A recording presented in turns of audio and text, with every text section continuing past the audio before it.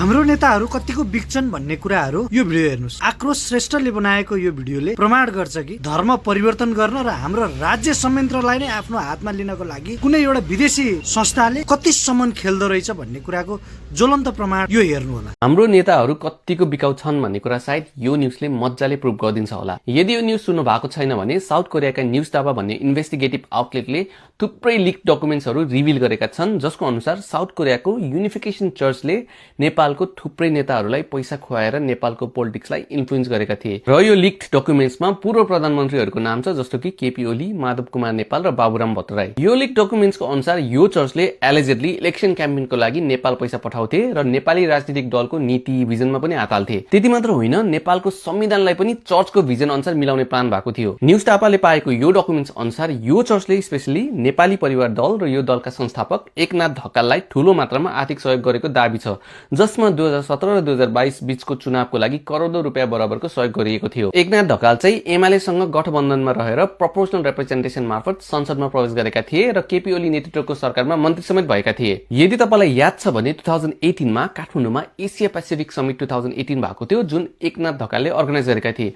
र केपी ओलीले पनि भाग लिएका थिए। हो, यो इभेन्टमा चर्चका फाउन्डरका श्रीमती पनि उपस्थित थिइन्, जसले झन थप शंका गर्ने बाटो दिएको छ। अहिलेको लागि चाहिँ युनिफिकेसन चर्च, नेपाल परिवार दल र नेकपा एमाले सबैले यो सबै आरोपलाई अस्वीकार गरेका छन्। तर कुरा चाहिँ क्लियर छ, यदि यो आरोप साँचो हो भने यो नेताहरूलाई एउटा विदेशी चर्चले त यसरी पैसा खुवाएर आफ्नो इच्छा पूरा गर्न सक्छन् भने बाँकी देशहरूले त झन् के गरेको होलान्।